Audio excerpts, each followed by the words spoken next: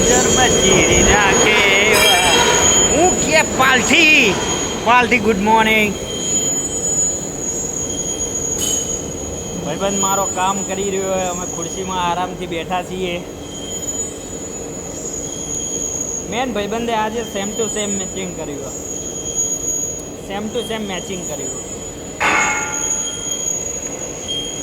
જીભ આવી ગઈ મોટા વચ્ચે, બે દાંત વચ્ચે જીભ આવી ગઈ. તન મશીન આવડી ગયું? અને બીજું હું કહેતો હતો, આ તાર ડોકું રહી ગયું હતો, મળી દઉં?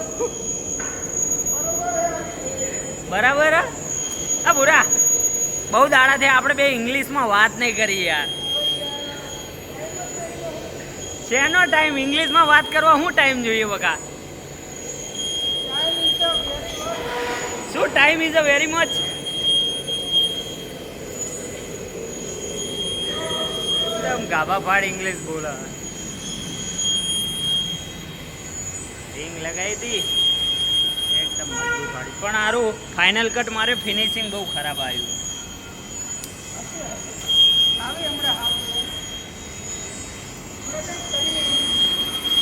મસ્ત ફિશિંગ થઈ જાય, પછી ઓડીમાં એક બીજો ફાઇનલ કટ મારશે. આ જ્યારે એવું લોચરું ભરેલું હોય ને મશીનની અંદર, આ નીચેનું લોચરું ભરેલું હોય ને, એટલે મશીનની અંદર ને મતલબ કે જોબની અંદર કામ કરવાની મજા આવે. અત્યારે જ્યારે લોચરું ના હોય ને નીચે, એટલે આવી રીતના લટકીને કામ કરવું પડે. આ જો એકદમ હે ને, બાકી જબરદસ્ત ફિનિશિંગ. એટલે આમાં કેવું હોય, ફાઇનલ કટ વખતે છે ને ઉપરથી આ વેલ્ડિંગ મારેલું હોય ને ઉપરની સાઈડ, એટલે ત્યાં પોઈન્ટ બેસી જાય, અને પછી શું કે બીજો કટ મારવા જઈએ તો સ્ટેપ પડી જાય.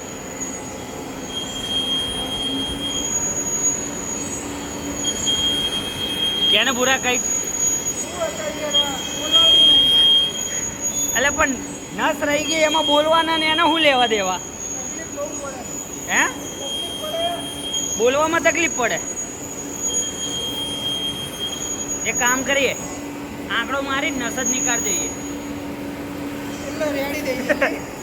રેડી એટલે એકદમ ઘૂઘરા જેવું. જે બાદ નહીં રહી ગઈ. અરે યાર, right side. Can you talking English? નથી ભાવતું. Little bit. મને આવડે એટલું તો બોલ ગોડા.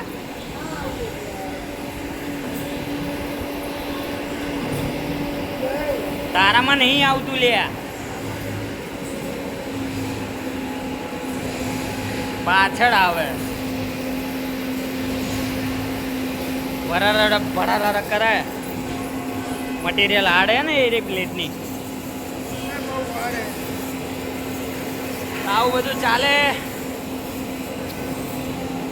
બાકી તો મોજ તો ફૂલ છે જ અમારા. ઓકે દેન, મળીએ નેક્સ્ટ વિડીયોમાં. તેલ દેન ટેક કેર. મોજ મારો. કૌશિકભાઈ શેઠ. હાલો તાર.